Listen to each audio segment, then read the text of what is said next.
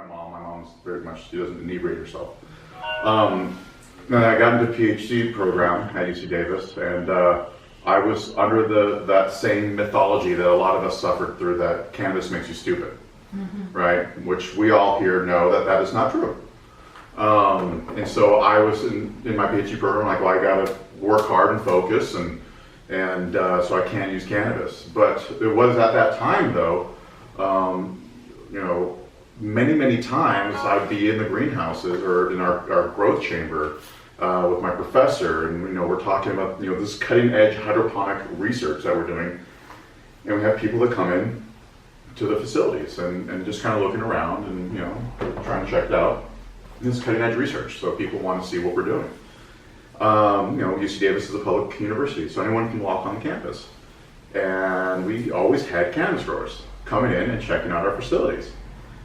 And we always knew exactly what they were growing.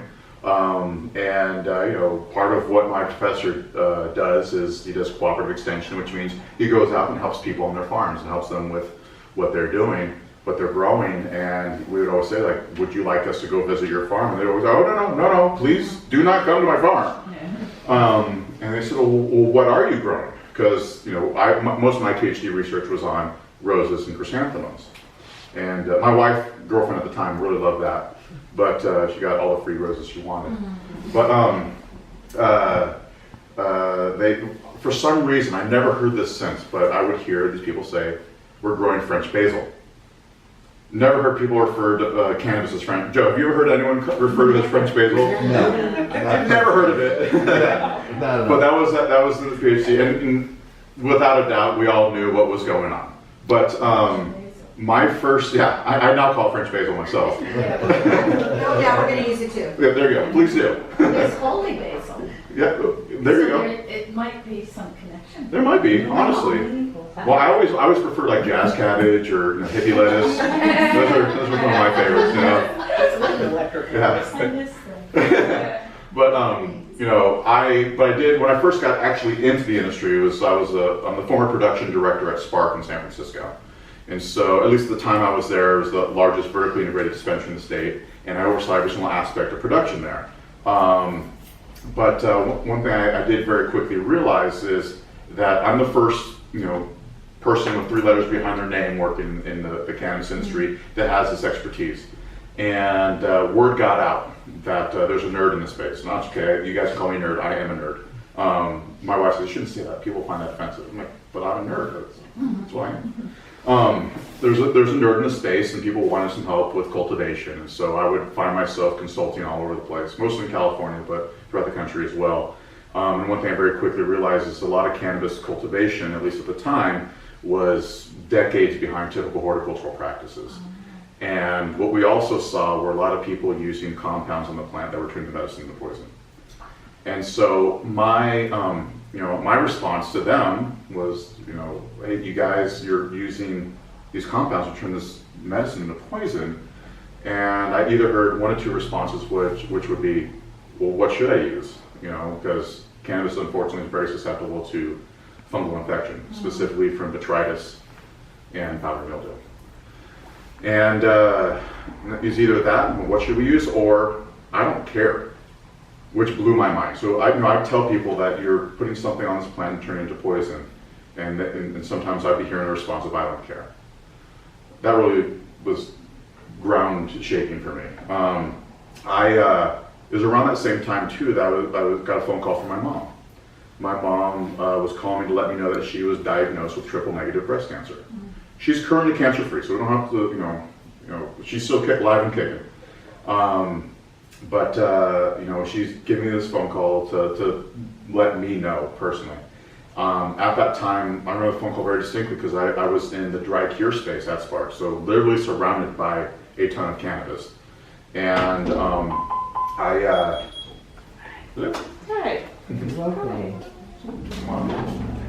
And so here I am in the dry cure space, literally surrounded by a ton of cannabis, and I'm talking to my mom. My mom went to college in the 60s, literally not an exaggeration, this actually did occur. She was invited to a pot party. She thought she was going to a Tupperware showing party. She's very naive when it comes to cannabis. My parents have been married since 1972. My dad has seen my mom drunk 2 times. This is not a woman who inebriates herself. And I told her, like, well, Mom, I can give you access to cannabis to help you out through your chemo and radiation therapy. She ended up having also 2 surgeries to remove tumors as well. And she said, yes, I'd be open to that. However, I don't want a smokable, I don't want to vape it, I want an edible. And so here I am surrounded by a literal ton of cannabis that I can't give to my mom because it was all meant for smokable and vapable. And so I'm thinking to myself, and I knew the product that surrounded me was clean because I grew it personally. So I'm thinking to myself, okay, my mom wants an edible, which means I'm gonna have to go source that product for her. Does that mean I'm about to poison my mom? And so that was really the birth of what I'm doing now. Is you know, having Robb Farms. We do sell product ourselves, but also we help other growers grow in a clean and efficient manner. You know, one of the big things that we're seeing in the industry is there's going to be price compression, without a doubt, and a lot of the growers who were selling, you know, I met a gentleman actually up in Spy Rock up in Benno County. He's been growing the same piece of land since 1978, and he actually was deciding to retire. But he's like, I used to sell it for $6,000 a pound. You know, and it's like, well, you don't get that anymore, unfortunately. So I help people optimize their growth, but also provide high quality with it. That's my PhD is in, it's in optimization, so marrying quality and quantity. But it was through this whole process that I decided I wanted to help my mom, obviously, but people like my mom. My mom's not the only person who's ever been diagnosed with breast cancer. And, you know, people, you know, are suffering from other things, other ailments as well.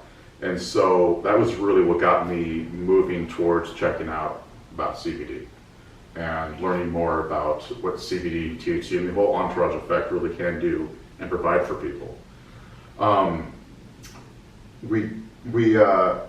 You know, after my mom went through the chemo and radiation, her breast, and the surgeries, she also had PTSD. She ended up, you know, being very anxious all the time, which my mom was never anxious before. And she's having trouble sleeping at night. And so we did create actual microdosing tablet for her as well. It's called Mom's Formula, it's named after her. It's not just for moms, but it's my mom's formula. It's for her. But because of people like her as well, you know, I wanted to make it available for people. But this is a product that's for microdosing. And it's a CBD tablet with THC as well. I'm a big proponent of entourage effect. Made from distillates, so not isolates. So they have, you know, the whole 113 cannabinoids in there as well, but primarily the CBD and THC. But because my mom is not someone who likes to inebriate herself, but she wants to have the anti-anxiety effects of that CBD and THC combination, this is really for someone like her. And so she actually takes it every morning now. You know, she takes her multivitamin, she takes a fish oil pill, and she takes Mom's Formula. What's unique about what she's doing is that she's completely functional, and that's the CBD right there. So CBD does not engage the endocannabinoid system the same way that THC does. In fact, what's interesting about CBD, and if you guys know this stuff already, by all means you can say, Robbie, let's move on. But we'll talk about a little bit about CBD, what it does, what it can do, what we don't know what it can do, because there's a lot about what we don't know. We know there's more that we don't know than there is that we do know. And that's unfortunate about this plant. For it being illicit for so long, we don't have as much research as we would like to have on it. And I'm a scientist. I want evidence-based, you know, decision making, and so unfortunately, a lot of the science is still out. You know, we still have to do the research, but there's a lot that we do know. So CBD is interesting because it's actually an antagonist to THC. So what does that mean? CBD actually will make it more difficult for THC to bind to the CB1 receptor. So the CB1 receptors, you know, one of the receptors that we know of, CB1, CB2, and it's primarily found in the central nervous system, and that's what THC binds to. This is a natural receptor that we have in our bodies, and we have endocannabinoids that attach to those receptors, and basically what these receptors are really geared towards is to maintain homeostasis. So this is what the endocannabinoid system is primarily there for, is to maintain homeostasis. So what does that mean? It means that you know, basically staying level and normal. Or, you know, you're gonna You get warm, you get cold, so your body has to heat itself up, it has to cool itself off, and so that's how your body controls itself. That's why oftentimes when you use cannabis, and a significant amount of it, you can feel a little bit cold. There are two reasons why that is, but part of it is because of it engages the endocannabinoid system. The second reason is because of the vasodilator as well, which means that your blood vessels kind of expand, and so you'll lose more heat. Anyway, so CBD is a antagonist of THC, and how it works from a nerdy standpoint is, I'm going to use a nerdy term real quick, so just bear with me and I'll explain what that means. CBD is what is called a negative allosteric modifier to the CB1 receptor. Okay, so let's break that down. Negative allosteric modifier to CB1. So negative means, obviously it has a negative effect. But allosteric, okay, that's a decent word. Allo actually means position or location, allo means other, and steric means position. So CBD is an allosteric modifier to CB1, right? So what that means is there's an active site that the THC binds to, but there's another location on the CB1 receptor that CBD binds to. And so when CBD binds to that other location, it kind of closes the active site for that receptor, right? So it's kind of like, it's kind of sticky. It's not sticky, but let's pretend it is. And so like, let's say I have the CBD binds to it and like it kind of pulls down on the receptor in different locations and it closes it. THC still can bind to it, but it's very difficult for it to. But what's interesting about that is because it does that, you can consume more THC with CBD and have the benefit of THC, because THC does not just provide benefit because it binds to the CB1 receptor. It actually is a very strong anti-inflammatory. It's a very strong antioxidant. And so, and outside of, in small doses, outside of the CB1 receptor, it provides some anti-anxiety properties as well. And so, of course, we all know if you have too much, you can get a little anxious. But in small doses, it does provide an anti-anxiety property. So is all marijuana, is it all grown together, or do you have a special side where you're just gonna pull the CBD from it, or, so it is like that? So how it works is cannabis is it's an interesting plant. It's let's talk about the plant a little bit, and now we'll circle back around and we'll talk about why the plant produces all these endocannabinoids. It's not 100% known, but there are some hypotheses of why it is. So cannabis is actually in the same plant family as hops, right? So if you open up a double IPA, there's a really hoppy beer, and you take a whiff of that, and you're like, oh wow, this kind of smells like cannabis. It's because it's the same family. Humulene is a terpene that's found in cannabis. It's also found in hops, but humulene gets its name from humulus, which is the genus name for hops. And so, they have these same combinations of what are called secondary metabolites, or things that plants make. Well, these are expensive things for the plants to make. THC is a 21 carbon molecule. That's expensive for the plant to produce, to take, the CO2 out of the atmosphere, fix it to a sugar, and then, do the respiration, and then use that to make something, because plants make their own food, right? And they make their own, vitamins for themselves. That's what's amazing about plants. So there's a reason why they're making these compounds, and ultimately what we believe is the reason why. There's two predominant reasons: is anti-herbivory, so that means to keep insects and animals from eating it, and part of the reason why that is if you're in a highly competitive situation out in nature, and you have predators coming at you at all different directions. If I go and enjoy this particular plant, and now I'm sleepy, or I'm not able to function at 100%, I might be removed from the ecosystem, right? And so my genetics will not be passed down, and so I'm likelier to pass down genetics that would be promoting the enjoyment of this product.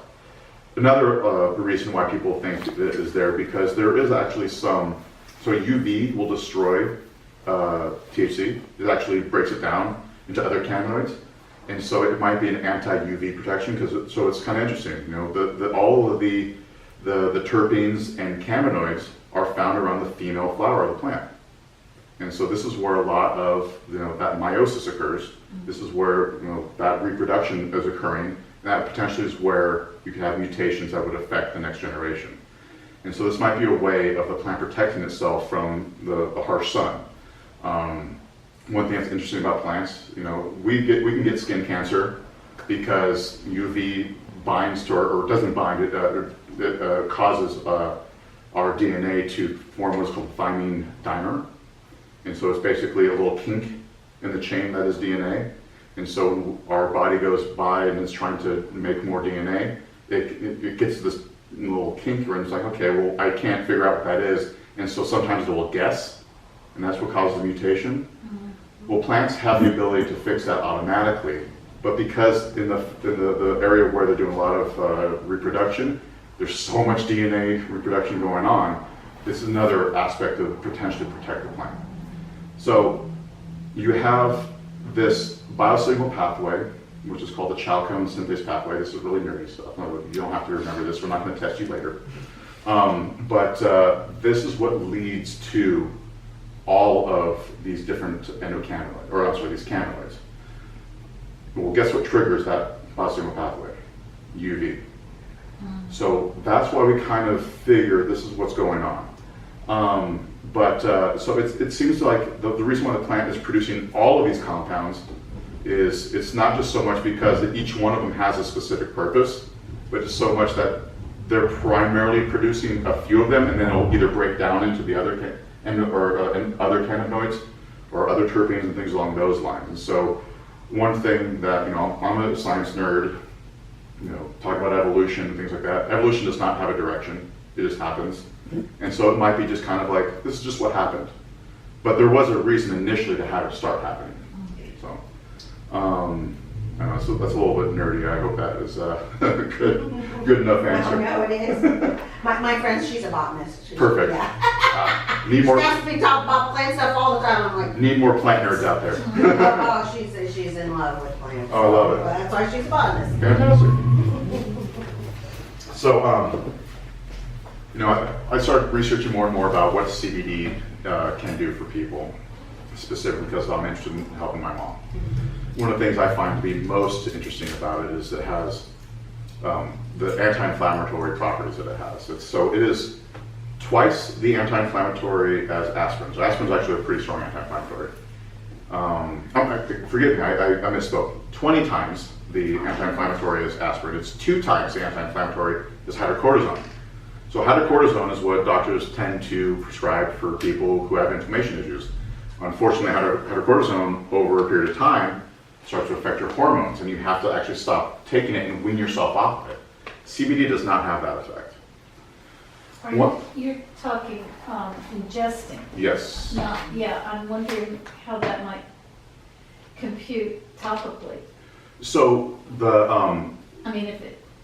it works the same way. It works the same way. The only time that we see it working differently is if you ingest it orally, because then it gets processed through your liver. And so when it gets processed through your liver, it does change the conformation a little bit. That's why when you consume an edible, you're technically medicated for a longer period of time. That's because it binds a little bit longer to the receptors in your body, just because it changes conformation a little bit. If you consume it via inhalation, I know this may sound weird, rectally, that's actually a great way for getting cannabinoids in your system, especially for anti-cancer properties, but also through salves. Those will not be processed through your liver at that point, and so it's very similar to inhalation. And you'll get the high a lot quicker. You also come down off it a lot quicker.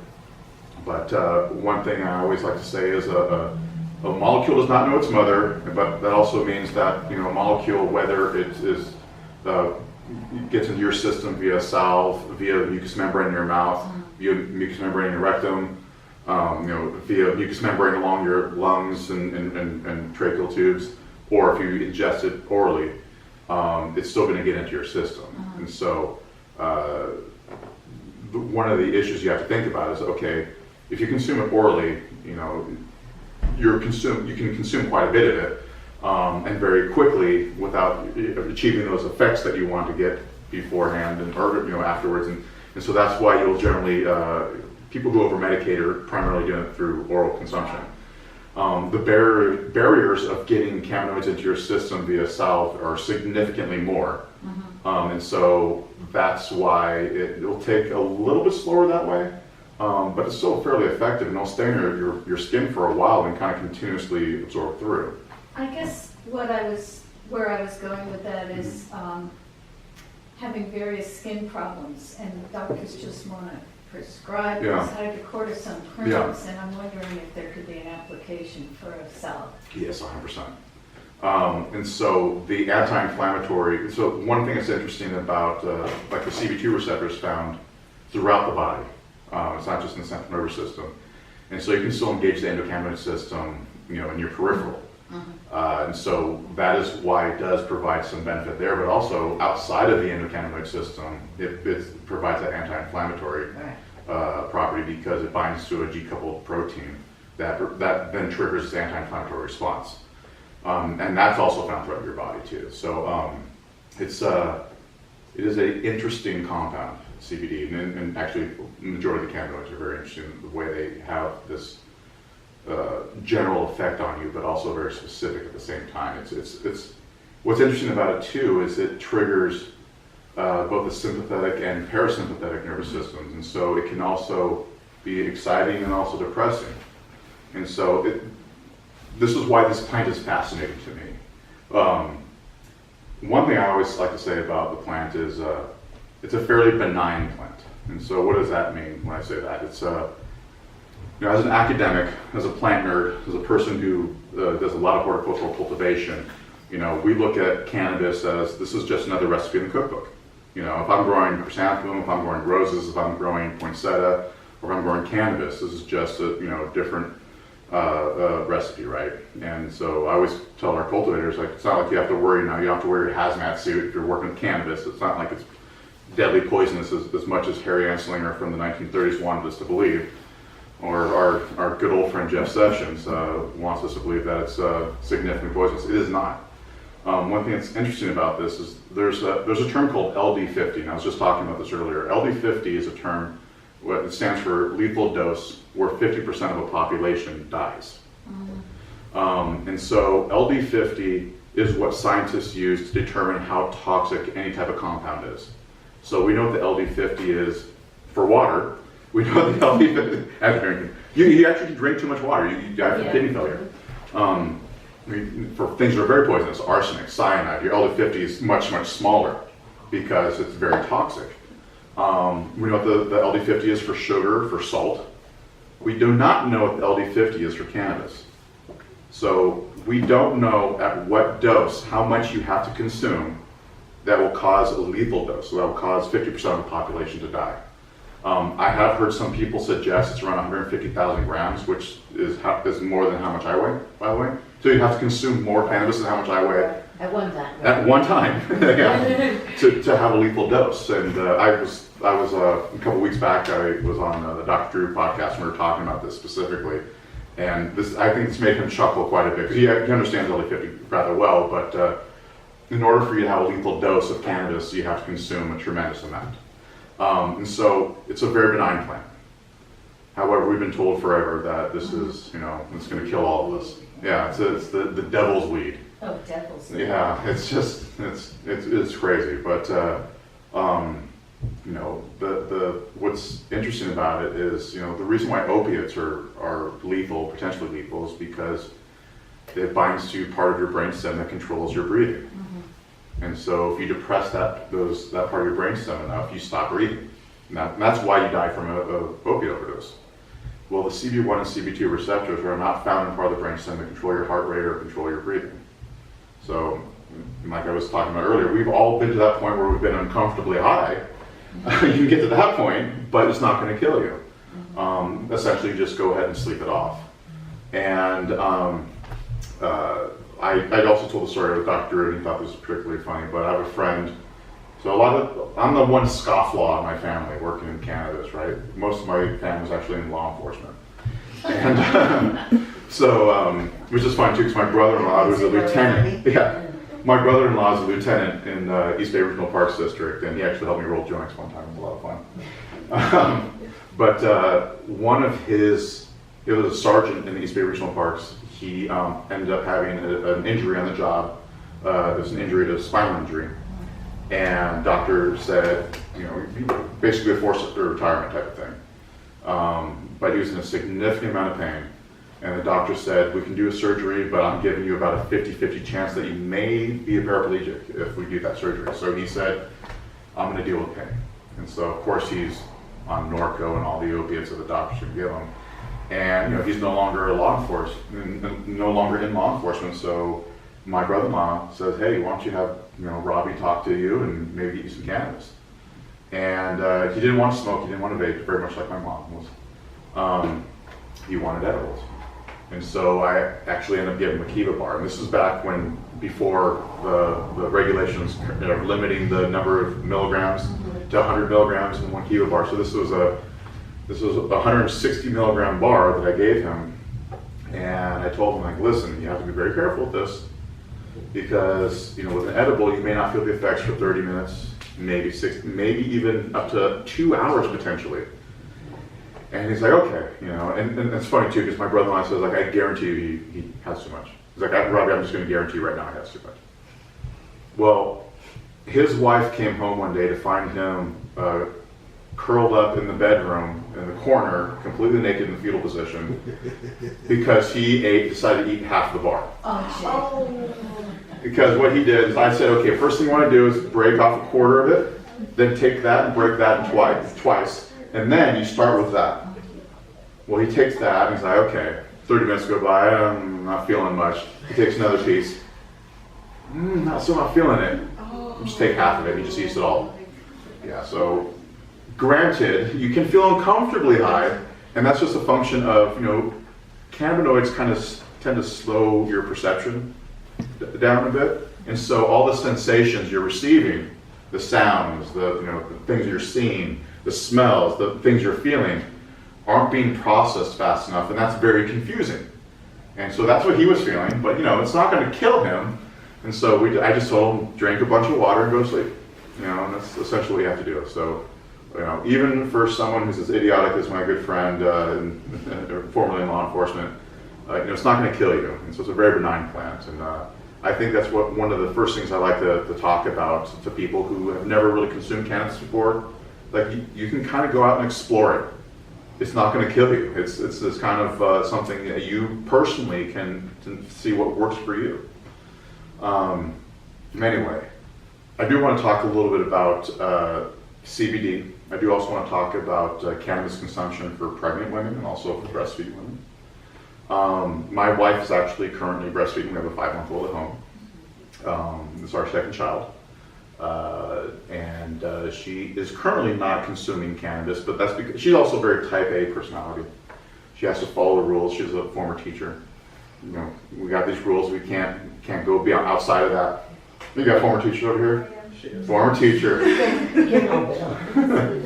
And so my wife, she has anxiety, and she's very much looking forward to consuming mom's formula, which is our microdosing pill. But she has chosen to abstain from cannabis consumption until she's done breastfeeding. She also didn't consume any cannabis while she was pregnant, but that doesn't mean just because she didn't doesn't mean that's not right for everyone. Cannabis consumption during pregnancy has been done for millennia, for thousands of years. And in fact, if you look at, so there's the pharmacopoeia in China, and this is 2700 BCE, that described cannabis, which it's called, back then at least, it was called Ma. It was the most important medicine for women and women who are planning to be pregnant or who are currently pregnant. So, this is something that we've used for millennia. Now, having said that, I'm a scientist. Does that mean it's good for you? Does it mean it's bad for you? It's still one of those things that we're not 100% sure, but it's not acutely toxic to the child, nor is it to the mother. Otherwise, it's something that we would definitely have recognized by now. I'm actually getting myself involved with a study out of UC Davis, where they're specifically looking at this for pregnant women, because come to find out, the CB1 receptor, which THC binds to, is not present in the brains of fetuses until after the first trimester and into the second trimester.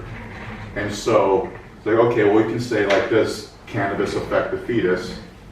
You know, cannabinoids do pass the placenta. They do, you know, the mother will feed, you know, the baby with cannabinoids as well.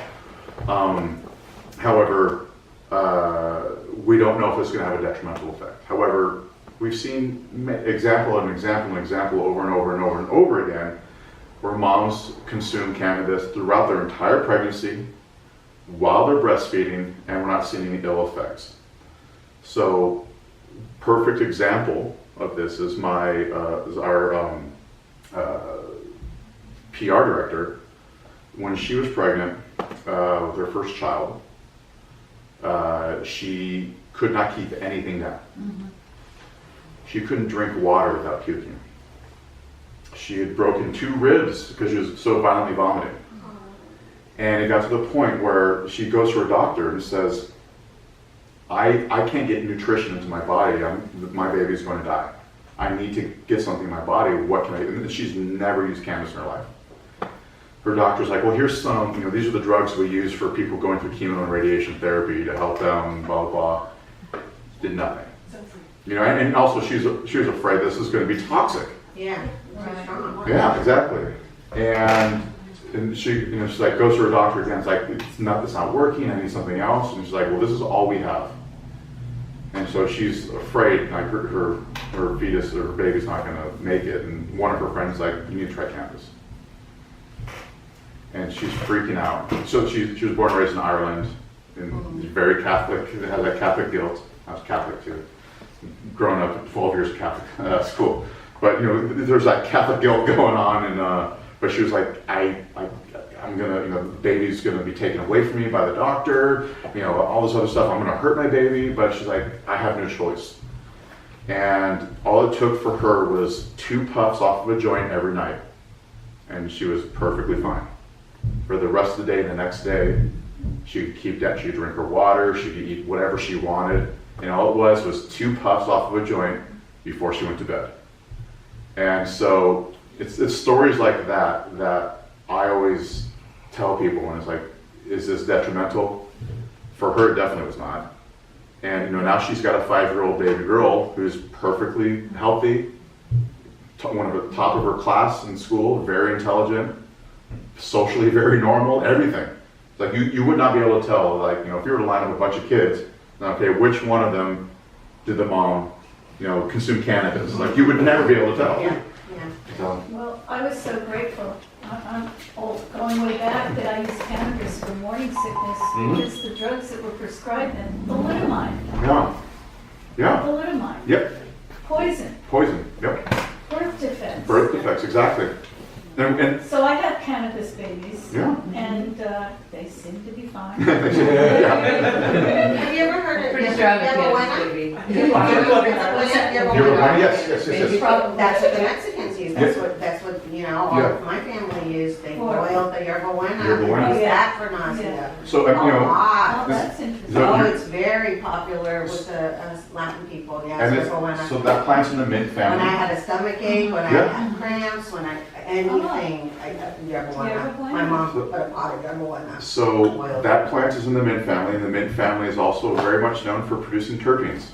Ah. And so one of the things that we have to keep in mind is, you know, so I'm not sure exactly what terpene it could be, but you know, if we talk about some of the terpenes in cannabis, linalool, which is the same terpene that's found in lavender, that gives it that lavender smell. You know, beta-caryophyllene, which kind of has this peppery smell. Beta-caryophyllene is named after a genus of, or a family of plants called Caryophyllaceae, aka carnation. Ah. But you know, the carnation had that kind of peppery smell to it. Well, those are all smooth muscle relaxers. So, like, you know, when you go to go get a massage, or you're having a spa day, you know, you have like a lavender rub, or like maybe at night you take a bath and do like a bath salt with lavender. And the reason why you want to do that for night, it's very relaxing, is because it is a smooth muscle relaxant, and that's partially what might be Yerbabuena as well, because you know, it relaxes the smooth muscles, which is what your digestive system is. It's all smooth muscles. Yeah, yerba buena is, and that's another term for cannabis as well. And as we all know in Spanish, what does yerba buena mean? Okay, my mother's so against this. Okay. Wait till I tell her. Yeah. Wait till I finally had to tell her. I'm Yeah. 60 years old and I finally told her. Well, Mom, I do cannabis, okay? Because Yeah. I'm stressed. Sorry. End of story. Yeah. That's how it is. Well- Deal with it. and you know, yerba buena means good herb, right? Yeah. Mm-hmm. You know, nothing wrong with that. It's another term You for can't tell her cannabis. she was pushing it all that time. Yeah, exactly. Now, granted, it's not producing the cannabinoids, but it's, yeah. Is that why it worked on us? So I would assume that it's more from the terpenes. You know, and you know, there is something to be said about essential oils. And, you know, a lot of people talk about like, oh, the essential oils, you know, it's not a panacea that's going to solve every problem, but there is something to be said about, you know, just even smelling plants. You know, perfect example, perfect example. And this is what I always describe the difference between sativa versus indica. That has more to do with terpenes than it has to do with the cannabinoids. There's one cannabinoid that we see in relatively high concentration in the plant called CBN. That is also a smooth muscle relaxer, but THC, CBD don't have those effects. It's the terpenes that have that give you that difference between the sativa and indica feel. So like beta-caryophyllene, linalool, those are found in more of the indica cultivars. I almost said strains. So by the way, little side note, strain is actually the incorrect term. So strain is what you use for bacteria. That's what you describe a strain of bacteria. It's cultivar for plants. That's cultivated variety. So cultivated variety, or cultivar is the kind of like, not abbreviation, is what you call for plants. And so, you know, or if you want to say varietal or variety, that's also appropriate. But sometimes, I also say strain from time to time, it's just force of habit, but technically it's not correct. But, so the more sativa cultivars have terpenes in it like alpha-pinene and limonene. Okay, well, so what do you think alpha-pinene gets its name from? Pine. Limonene. What does that sound like to you? Lemon, right? So we got citrus and you have pine. Well, think about going into a pine forest and walking through this pine forest and just taking a deep breath, and it feels very invigorating, very refreshing. And the reason why that is because alpha-pinene is a bronchodilator, as is limonene. Bronchodilator. So what does that mean? So every time you take a breath, you're actually getting more oxygen into your lungs.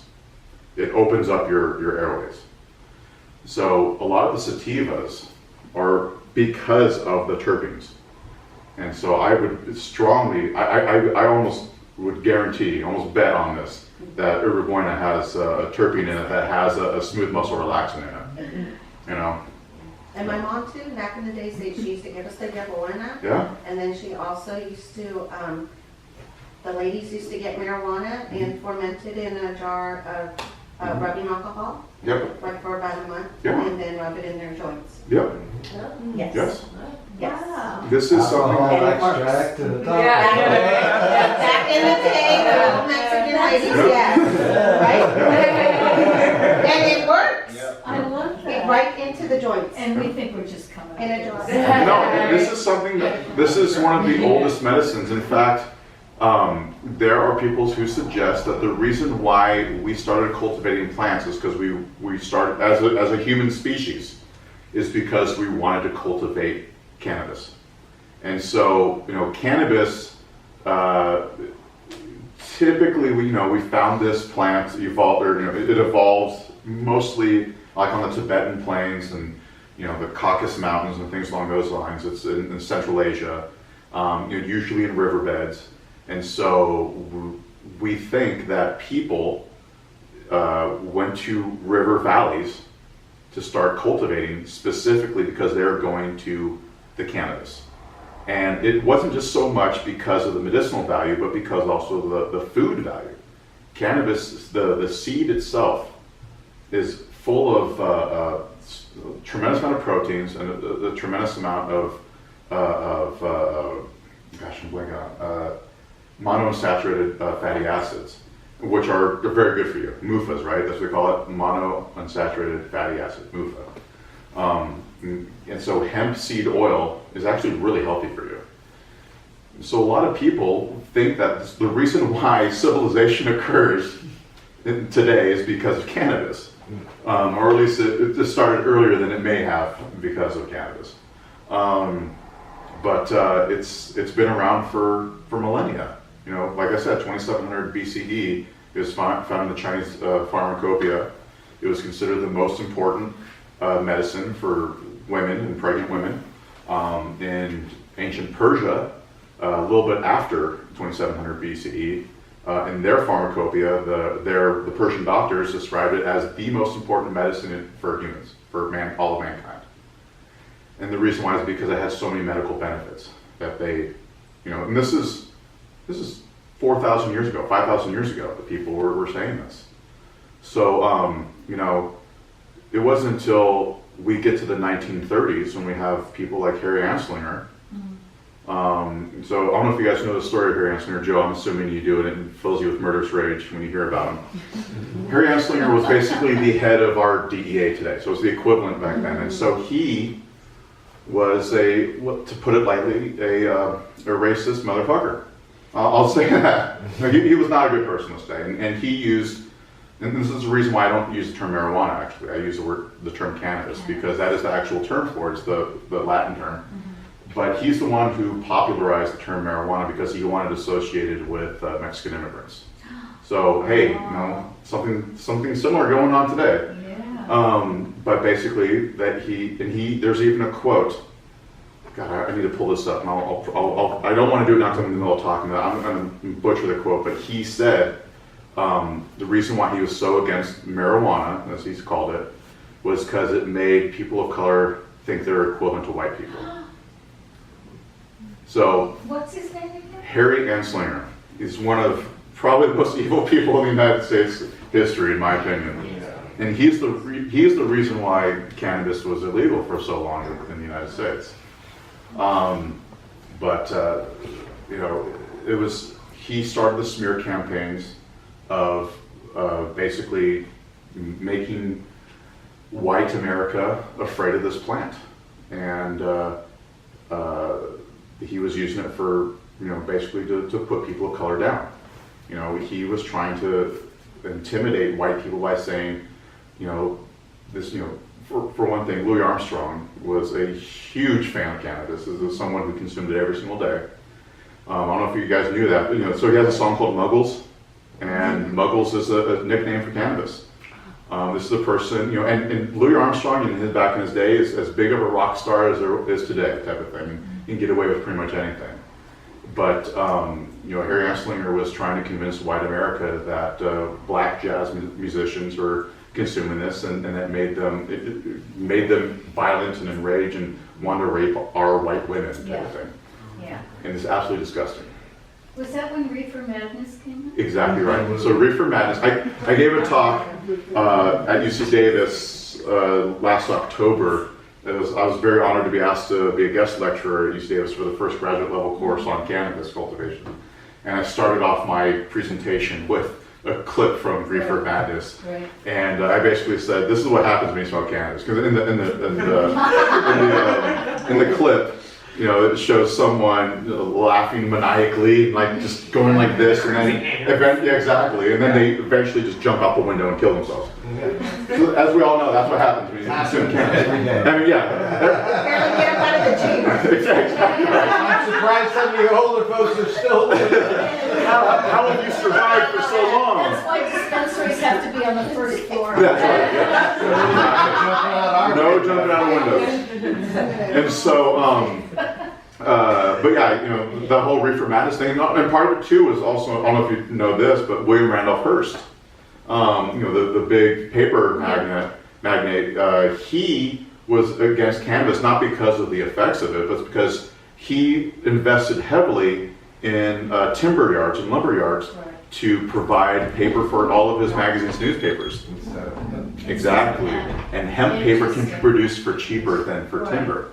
And so just because of that, he decided, it's like, yeah, I'll throw money at the whole, yellow journalism. That's where the term comes from, is talking back about cannabis.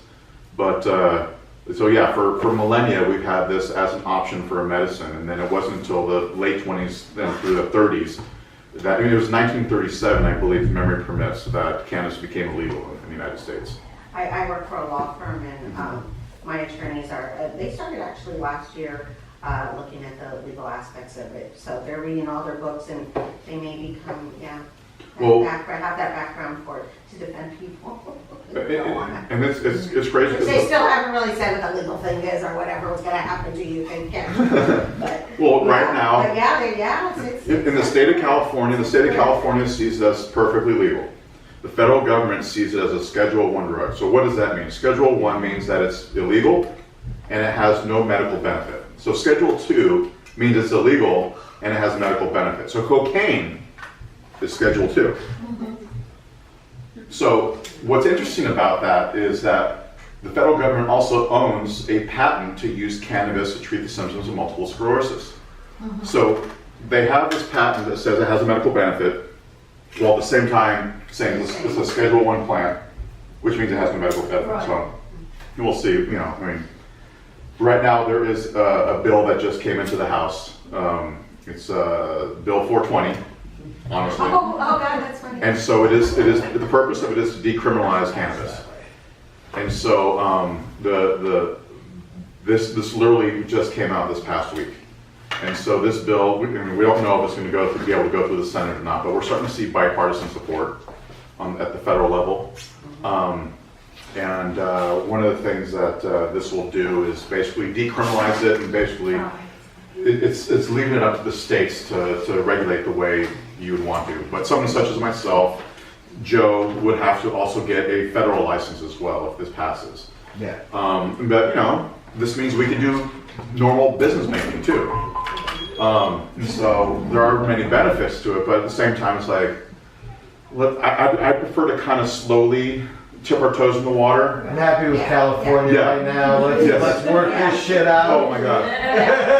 So, I don't even think about the federal government Yeah, right you're now. exactly right. Let's deal with California. that's exactly how I feel. As excited as I am for federal legalization one I don't day, even want to think about I'm like, that shit. because so I'm the vice chair for the California Cannabis Industry Association, the Agriculture Committee, and right now what we're dealing with in the state of California. So this is from the licensing side. This is something you guys don't have to worry about. It's just normal consumers. But as someone who's a cultivator, this scares me because as of December 31st of last year, we can no longer get what's called a temporary license to cultivate. You have to now apply for your annual license. Well, the temporary license is only available for 90 days, and then it will get renewed. Well, they can no longer renew it. Well, the annual license can take anywhere from 6 to 9 months. That's why they did the provisional licensing. But that's still, yeah, there is no real provisional Yeah. licensing in the ordinance. Yeah. There's a stack of paper there under the bag from Kiva. It's not there. And so It doesn't exist. And so what we're, yesterday, 3 days ago, I had a phone call with the executive director of CCIA, California Cannabis Industry Association. I said, listen, this is a significant issue because what the state of California is now forcing us to do, or forcing people to do, is to essentially sell the black market for a couple of months. So it's like you're going to be legal, then we're going to force you to be illegal while you wait for us to make you legal again. Okay. Anyway, so in all honesty, I could talk for hours, but I'm more than happy to answer any questions anyone might have. This is something that I'm obviously very passionate about. How do you think, so how are the effects when a product is CBD, THC? So what's interesting about that, so if you have something like there are a lot of good cultivars out there that have a roughly 1-to-1 ratio.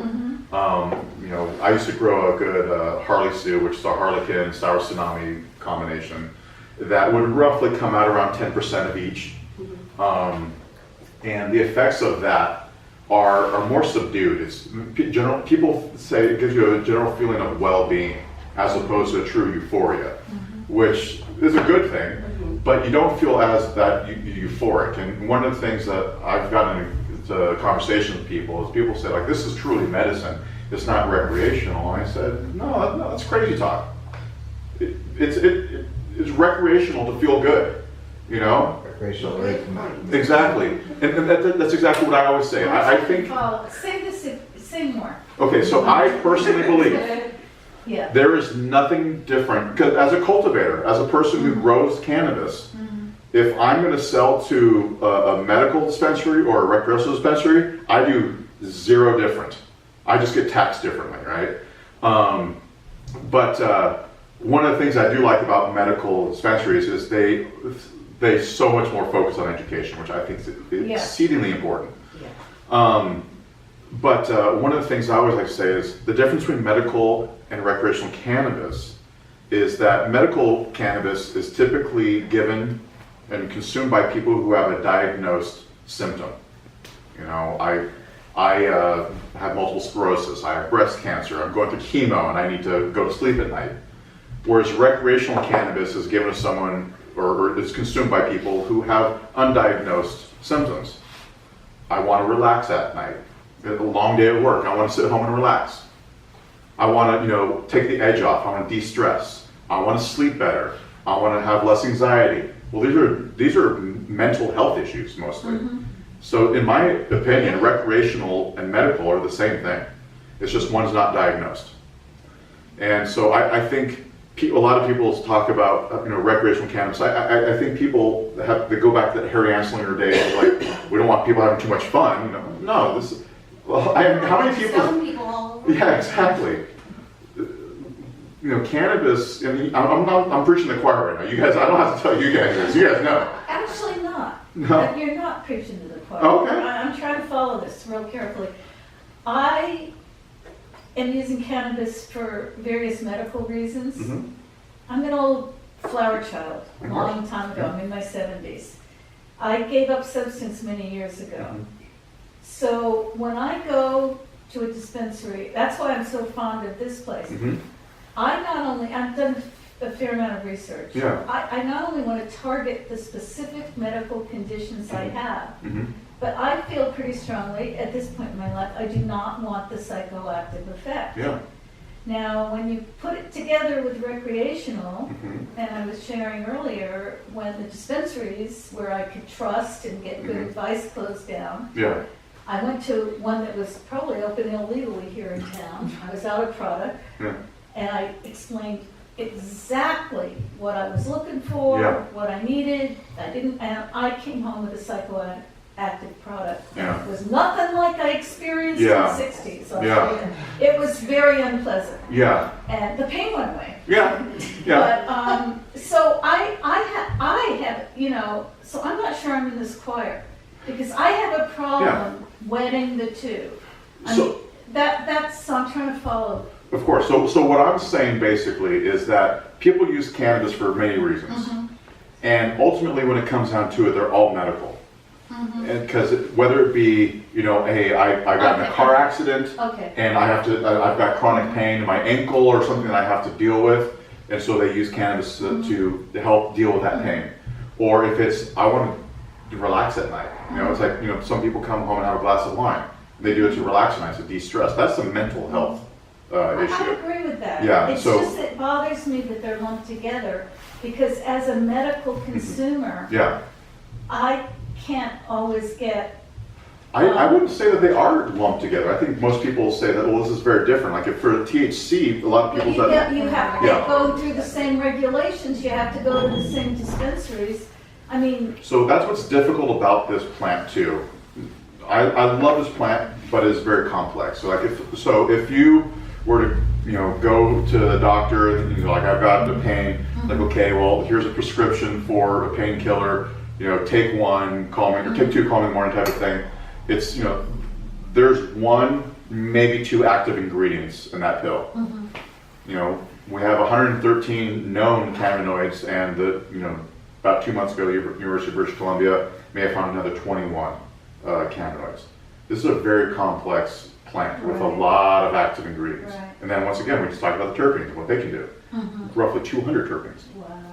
So this is a very complex, a plant, very complex medicine with a lot of moving parts. And one thing that's also different is it affects people differently. Right. I can give you, and you the same exact product, and you guys might all have three Right. or several different responses to it. Luckily, that's one thing that's nice about us. We don't have that LD50. You're not going to die from it, so you can go out and explore. Right. But really, what is important is looking for the ratios of cannabinoids and ratios of terpenes that work for you. And so if you're looking for a desired effect that is going to calm you at night, help you sleep, and is going to help kill some pain, but not provide that euphoria, you're looking for something that might have a ratio of CBD to THC of a 5 to 1, 10 to 1 maybe.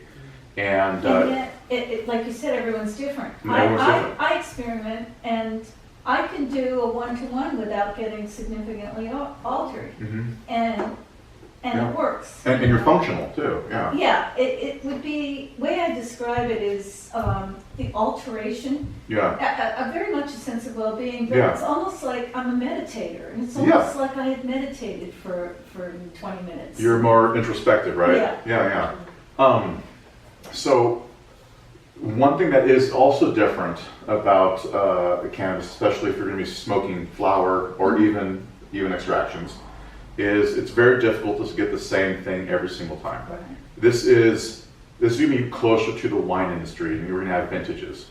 And one of the things that I personally love about growing hydroponically and in controlled environment agriculture, as a science nerd, this means I get to control more variables.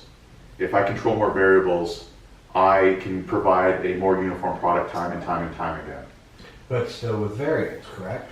Yes, Every without a doubt. season Without a will doubt. change. Without a doubt. Sure. And it's part of the beauty and the need for Yes. community and the ability to connect to other people with similar symptoms, See, reactions. That's my whole thing is because of this kind of thing you're doing right now, Yeah. right here.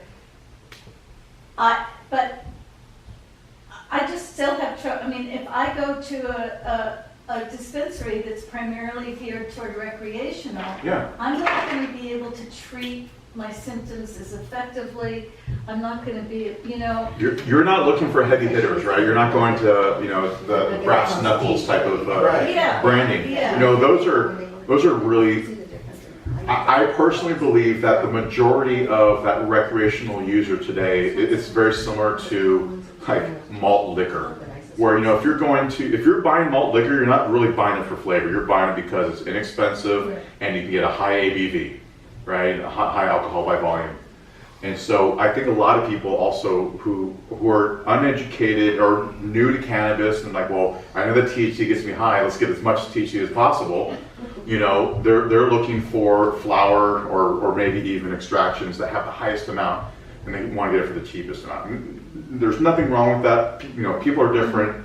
I personally believe that I'm a bigger fan of terpenes, and so that's why everything I do is focused towards, except for like the microdosing tablet where terpenes aren't really an issue there.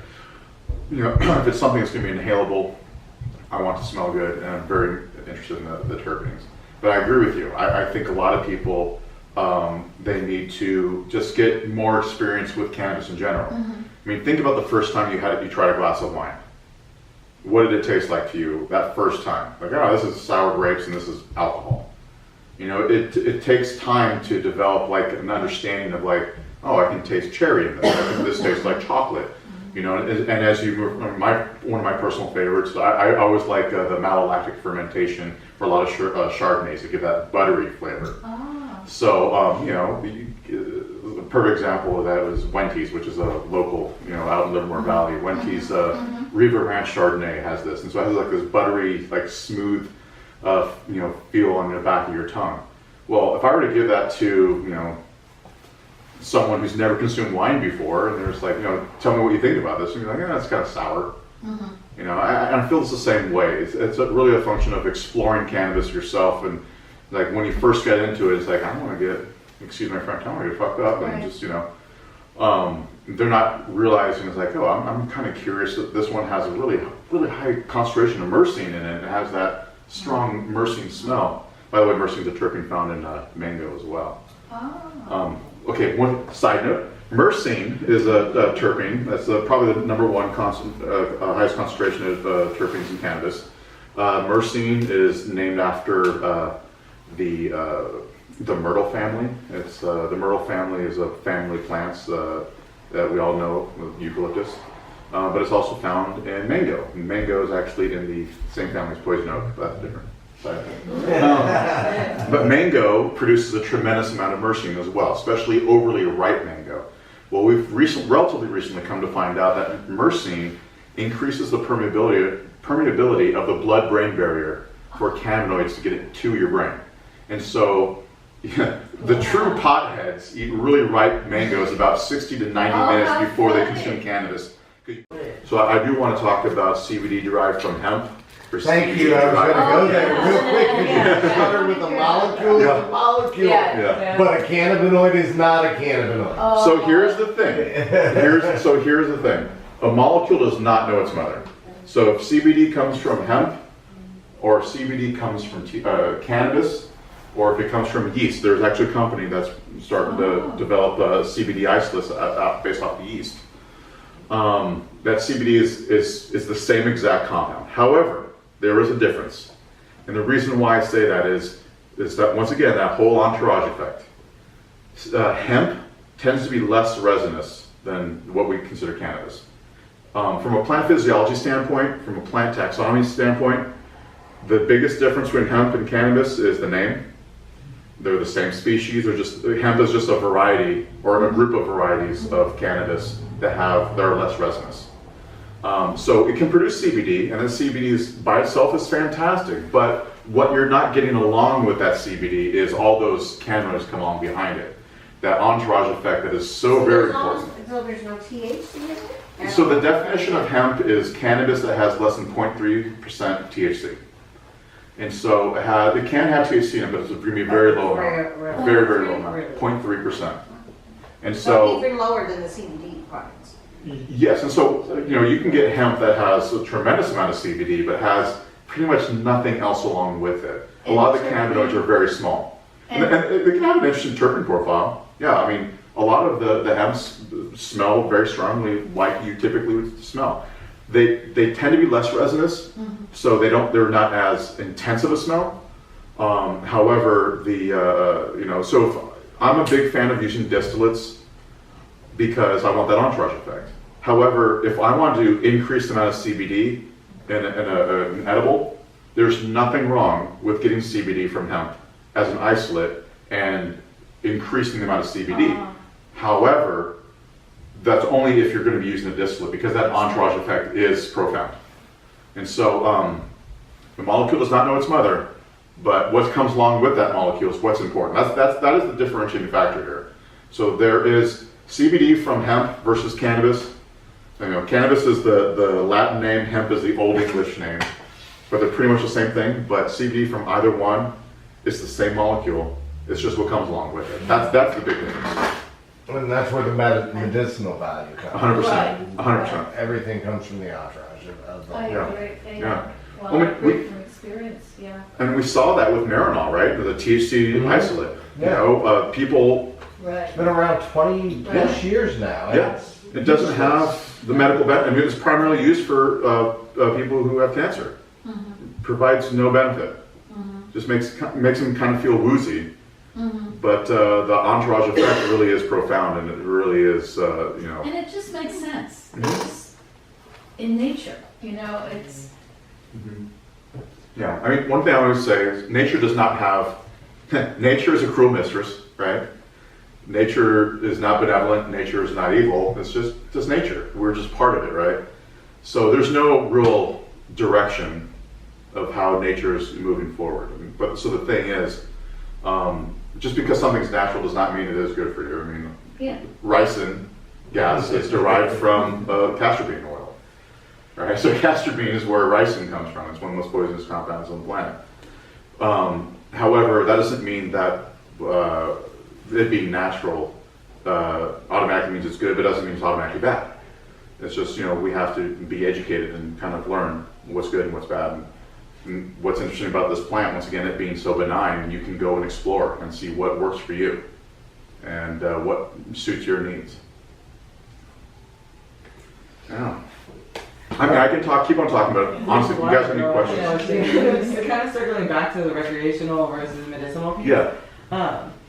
I don't know, I guess I have this theory that most people that are, like the majority of people that are smoking recreationally are actually smoking medicinally. Yes. As far as like the Yes. mental health aspect of it. 100% And I agree. was just wondering if you could Yeah. speak a little bit to the effects or how it helps with anxiety, especially like with the rise in anxiety that we've seen in the last 10, 15, 20 years. Yeah.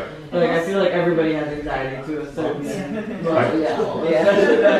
But like I feel like everybody has anxiety, you know, Yeah. including, you know, I'm a therapist, so I've Yeah. worked with anxiety, depression Mhm. from like elementary school through, I don't know, as old as you can get, I suppose. So CBD specifically is a very good anti-anxiety medicine.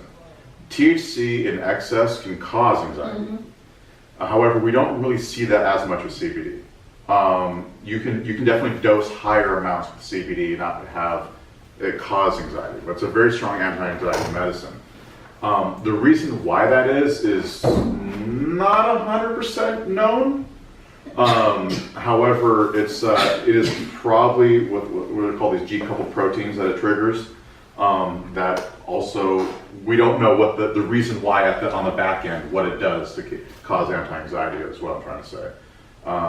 But CBD definitely is more beneficial in that sense. Now, THC in small doses, in like microdosing or you know, even just on the tinge of giving you a buzz, is very much also anti-anxiety. So I like to do it in combination because CBD is that antagonist to THC. So you're not going to engage the CB1 receptor as much with CBD present, and that is going to also trigger that anti-anxiety effect. Is there any sort of research being done on just cannabis in general, whether it's CBD, THC, or any of it, on mental health, like sort of Yes. spectrum of Without a mental doubt. health? Including PTSD. Yeah. Exactly right. So my father is a Vietnam vet, and he he's been diagnosed with PTSD, and he actually takes mom's formula every single day as well. Yeah, it's for my mom. But so we are seeing research coming out of a lot of American universities, Harvard, UCSD, UCSF, who are talking about the medical side. Israel does a tremendous amount of medical research as well. We see it come out of Brazil as well. On the cultivation side of research, we have only one university in the United States right now that can do anything. That's Ole Miss. Although I'm trying to push, so I had the pleasure of speaking to the Dean of Ag Sciences Advisory Council at UC Davis 2 years ago. This was on April 20th, which is always fun because here I am on our Christmas talking to a bunch of dairy cattlemen and old rice farmers about the importance of 420. They had no idea that 420 had any significance. But so UC Davis is moving forward on that too. But there is a tremendous amount of medical research going on. Unfortunately, so I sat on a panel with Dr. Jeff Chen, who is the director of Cannabis Research Institute at UCLA. And he said, what's unfortunate about the medical research happening in the United States right now is the only access to cannabis that they have is cannabis that is grown at Ole Miss. And Ole Miss is growing cultivars that are no longer being consumed. And so he's saying, how accurate is it that, honestly, even if it's just Blue Dream, here's a ton of Blue Dream, go do research on it. These are cultivars that are not being sold into the marketplace anymore. And so any type of medical research that they're doing is just like, okay, that's great, but this isn't product that people really consume. Right, so we don't know that it Yeah. affects So any why is that? biostatistical data. Yeah. Why is that? They So- can't get access So to the federal these? government, Federally yeah, because the federal government will not allow UCLA or Harvard, UCSD, UCSF from gaining access to product. It makes so much sense that Joe should be able to make a delivery to UCSF on a weekly basis. Here's a pound of product. Oh, yeah. Do Of research. current genetics Yeah. available in the market. That's what should be happening. But However, because I'm so glad and shocked to hear about courses in cannabis at UC Davis, because it affects their ability to get federal Right. funding, and Yeah. it jeopardizes all federal funding that they have. Okay. Yeah. So we joked earlier we don't want the federal government involved, but because the federal government is not involved, funding for true institutional studies Right. don't occur Yeah. in this country. Well, unless it's through the old misgrown product, which is And how does that, useless. how is it that that one gets through?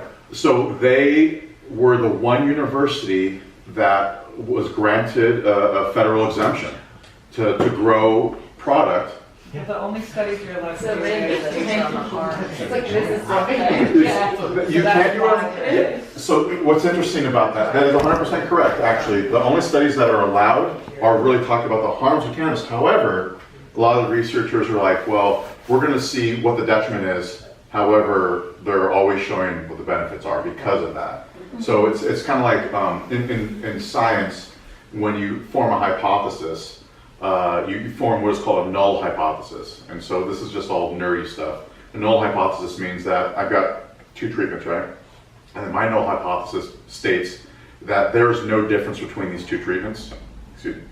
And my job as a scientist is to reject that null hypothesis. So I can say, okay, this treatment caused a change in this population, and so now I can reject the null hypothesis and then with 95% confidence say that this treatment caused blah, blah, blah. Well, because of that, you can say like, well, my null hypothesis is that, using cannabis is going to have a detrimental effect, blah, blah, blah, or, whatever, So they kind of gear towards that, but then you end up showing that either I can't reject the null hypothesis, which is in itself a discovery, or, it's kind of how they get around it. And so it's crazy. So at UC Davis, they have applied with the DEA to do cultivation research. They're not expecting it to come anytime soon. They're not expecting it to happen. We'll probably see federal legalization or decriminalization occur before the DEA grants them the ability to do research. But UC Davis, the Dean of Ag Sciences told her advisory council after I gave this talk, you guys, UC Davis is the #1 plant science school on the planet. We're the Aggies, agriculturalists, right? We're Aggies. Cannabis is the #1 agricultural product in the state of California, and we're here. It is our charter to help the people of California. We need to be researching this plant. And so this is how she feels. She doesn't use cannabis at all, but she's very, very pro-cannabis, because in her mind, this is just another plant that we need to research because it has economic effects on the state of California. And the way that the University of California is kind of moving around this is, so UC Davis by itself receives $660 million a year from the federal government for research. They do not want to jeopardize over $500 million in federal grant money. And I completely get that. By all means, I do not want to jeopardize that either. But the way they're going to get around this and the way they're planning to get around this is UC Regents has said that you can do cannabis research for cultivation if it is to research sustainability or ecological research, because it makes sense that it will benefit the people of California. If there's going to be a lot of cannabis cultivation going on, let's go ahead and research it to make it more efficiently grown, so we're not affecting the people of California detrimentally. And so that's how they're getting around that. So UC Regents has come collectively together. So UC Regents is what basically tells the different universities what they can and cannot do, has said that this is how we're going to do that research. And so UC Davis is moving forward on that. And actually, I had the privilege to kind of hold their hand in that into the cannabis world. So is Big Pharma playing a big role? 100% yes. Yeah. A horrible role. It's the reason we only have 670 dispensaries in the state of California. Yep. That's today. what I figured. See, the problem that Big Pharma has with cannabis is that they will have to go through FDA testing. There's not one active ingredient in this, and so for them to do it, they have to test every single cannabinoid, which is basically going to be impossible for them.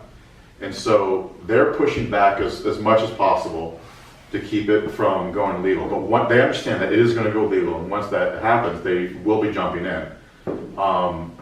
The word in the street is a lot of Big Pharma is going to try to treat it as an herbal supplement as opposed to a true medicine, which really, what's really the difference, And how does that benefit them?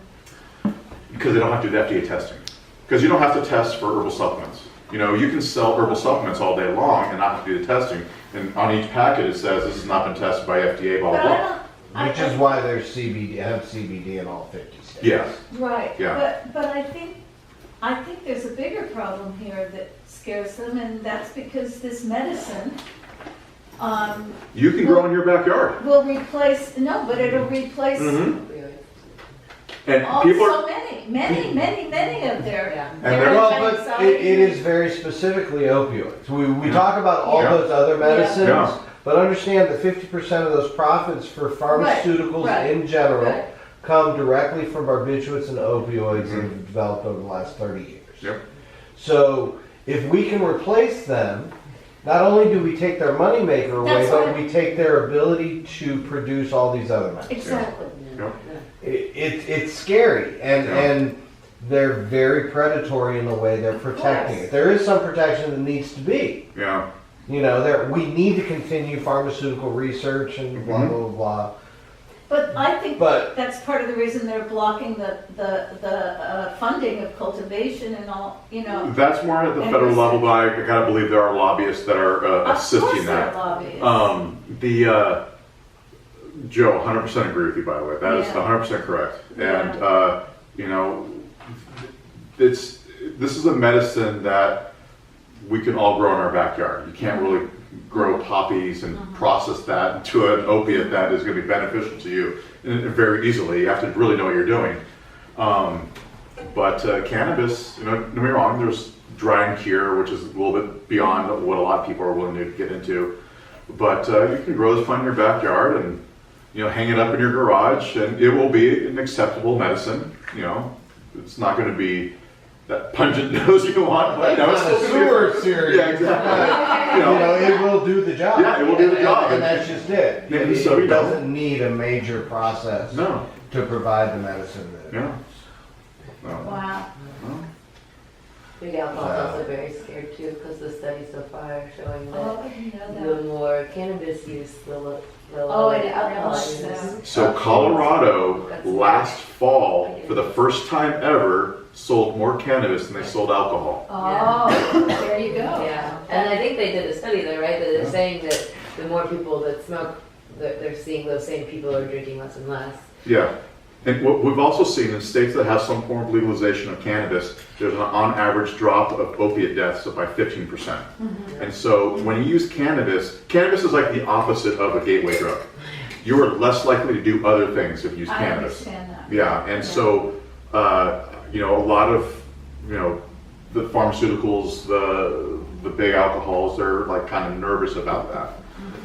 I think both can fit in the same world. I It's just- think it's more than nervous. I think there's a lot of money and a lot of power, and it's amazing. Mhm. I'm amazed that we're even this far Yeah.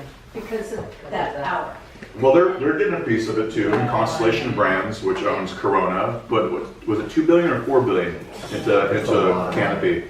It's Um, crazy. Yeah, They're it's just getting involved so they get a piece of the pie. they're taking a piece of it, and that's why we see like the Lagunitas hops beer. Lagunitas just did it. Yeah, you know, and Lagunitas is owned by bought out by Heineken's parent company. You know, Lagunitas is no longer a local brand, right? Wow. But Have you guys been there for the Lagunitas? Brewery? It's really fun. Yeah, I've driven by, but I still haven't been in. Yeah. So a funny story about Lagunitas, we were just talking about this earlier, is back, I think this was the late 70s, maybe early 80s, when Lagunitas was just really launching. Every Friday they used to have a party where, you know, the local community would come, you could buy beer, you know, it's just like Friday night, go to a bar, you know, drink beer and whatnot. And DEA would always send undercover agents to Lagunitas on these Friday nights because not only are people drinking, there are a lot of cannabis consumption on site there too. And, you know, the owners of Lagunitas at the time just, I don't care, just go ahead. And so no one was ever arrested though because the DEA agents were always trying to buy weed. And like, oh no, here, just have some. They were just giving it away. It's illegal to sell it, but these agents are like, oh, I'd like to buy some weed. Where can I get some? Oh, here you go, have some. They couldn't make the. They couldn't make any arrests. I'm surprised they didn't do like a drunk driving afterwards though or something. Yeah. Oh, they were stumped at that point. Yeah. That's But- funny. Oh. You haven't Well- mentioned tinctures, which is, I found are the best way for me. Yes, so tincture is actually the first way cannabis was truly consumed for medicinal purposes. You know, cannabis is consumed by it because it was eaten But one of the things that's interesting about the cannabinoids is that cannabis does not produce THC, it does not produce CBD. It produces THCA and CBDA, which are the non-decarboxylated versions of it, right? And so, in order to get that euphoric effect from the THC, it has to be decarboxylated. So all that means is there's this on the end of the THC compound. There's a carbon molecule, an oxygen molecule bound to another oxygen and a hydrogen, the COOH, and that's that carboxyl group. You have to sever that away from it, and then it becomes euphorically active. So people consume it forever. However, when you were to make a tincture, the ways to decarboxylate primarily are heat. So that's why when you smoke, when you vape, or when you cook with it, you heat it up, and that's how it decarboxylates. But also you can get the same effects through over time in tinctures, especially with ethanol. And so that was the first tincture that we have discovered for cannabis was an alcohol and ethanol tincture. And I think I forget exactly how long ago it was, but it was in like 2000 to 1500 BCE. So we've been consuming tinctures longer than pretty much any other form of cannabis. It is I think in my opinion, a fantastic way to consume. And the sublingual application, it's quick, you know how you've dosed right away. 100%. And so, yeah, go ahead. Oh, I'm just saying, when edibles I have a terrible time with them. Yeah. It's inconsistent, I have no idea. Well, part of the reason why that is because dosing is more difficult. So, and once again, for mom's formula, that's why I was very specific about, I wanted the dosing to be very specific, because my mom, as much as I have a very special place in my heart for Kiva. I know the owners of Kiva, they're great people. I can't say enough good things about them. They're the ones that before they had to use clean product, they were using clean product. The same thing with, there's actually Marley Naturals the same way. Marley Naturals, before they had to, they were using clean product. And same thing with Rove, which is another vape pen. Before they had to, they were using clean product. So these are companies that are very special to me because of that. The difference here, though, is that with Kiva, my mom would break off a piece of the Kiva bar, because at the time, back then, they didn't even have the terabytes at that point. It was just the Kiva bars. When she would break it off, she didn't know how much she was getting every single time. But if you're getting the same thing, the same dose every single time, it's much easier to gauge it. Now, one thing that is different about an edible is how long it takes to get into your system, because maybe you went to a Mexican restaurant down the street and ate 3 enchiladas, and you're full, and so maybe the absorption rate is going to be a little bit slower. But so there are different factors are different. I know I was having trouble, and a lot of people I know who are using cannabis. There's a lot of gut issues going on now, and people aren't metabolizing properly, and leaky gut, and all that baloney, and that interferes with so the sublingual. So what's interesting about cannabis is a lot of the terpenes have antimicrobial activity as well. And so it can affect your gut if you have tremendous, amounts of consumption. Ethanol has more of an antimicrobial effect than the terpenes, though. So if you're drinking alcohol, you're gonna affect your gut more than anything else. But there's something to be said about that. But you have to consume quite a bit. No, what I'm saying is people aren't absorbing properly, who have these different conditions, these different gut issues. Yeah. They're not metabolizing properly there. So you're not getting the product effectively through the gut, through the metabolism. I can definitely see that. And so for them, it's better to go a different route. Vaporizing, sublingual, rectal. Exactly. And I know that sounds so crazy, but honestly, rectal's one of the greatest I think that's ways. probably one of the best. It's one of the best ways. If we can get some good regulatory processes in place, which has always been the issue, they're some of the most effective cancer treatments have come in suppository. Absolutely. Are there suppositories being made now? So I know There are, but we Yeah. won't carry it. Yeah. Again, because when we come down to something that invasive Yeah. and immediate, we want to make that's sure that fast. we know Yeah. Yeah. what the product is. So this is more in the developmental stage. It's been there. Unfortunately, the company that we used to carry a suppository for decided it wasn't worth the cost and effort to go through regulation, and they pulled out. Joe, if And you don't that's mind me a big asking, issue. which company was that? It's the same company that did Fiore. Okay. Yeah. They had a suppository as Okay. well. That was pretty. We were comfortable on the menu with it. Let's Yeah. just say. That sounds like a really good way to go. Well, But it's again the right- Dosing wise, it's Yeah, because it's amazing. you can get a tremendous, I mean, especially for cancer patients, because for anti-cancer properties, you do need a tremendous amount of cannabis. And, typically what you do is you take, and it's usually 1-to-1. So in the morning you take a CBD suppository, at night you go to sleep, take a THC suppository. I know a gentleman out of LA, Jay Moon, I don't know if you ever heard of I've him. heard of him. Yeah. So he's in the process of getting licensed again, but he was, had these things called booty bullets. And he used to give them away to cancer patients. Yeah. He's doing this Oh, I can because, see how much it would yeah, help. yeah, and so I was sat on a panel next to a woman who was one of his patients, and she had stage 4 pancreatic cancer, which is like a 97% mortality rate. She, she was weighing 70 pounds, had to be carried to the bathroom. She's cancer free right now. Yeah. And she tried everything. It wasn't until she got her hands on booty bullets that anything happened. So I'm so angry that these kind of products are being denied. People who It's not a matter of denying, it's a matter of the will to go through the process to get goddamn license to do it right.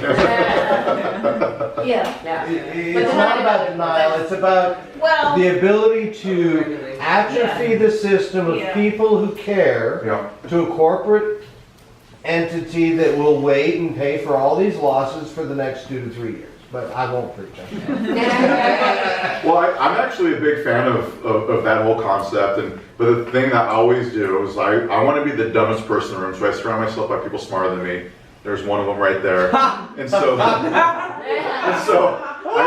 be like, Chris, booty bullets. What do you think, Robbie? Robbie! I don't know. Killing you at the beginning. Yeah.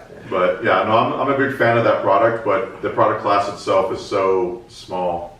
It's difficult to. It's really someone like Jay Moon down in LA who this is a person who does it not because he just does it because he wants to cure cancer, and in his mind, this is the best way to do it, and so he'll just give it away. Now, granted, it's an expensive product. I mean, usually one of these things is like $60 a pop.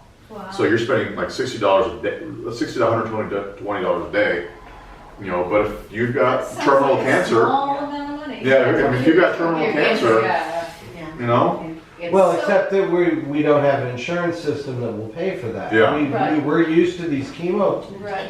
medicines that are $20,000 in a month, but Yeah. you pay your $1,000 or $500 deductible.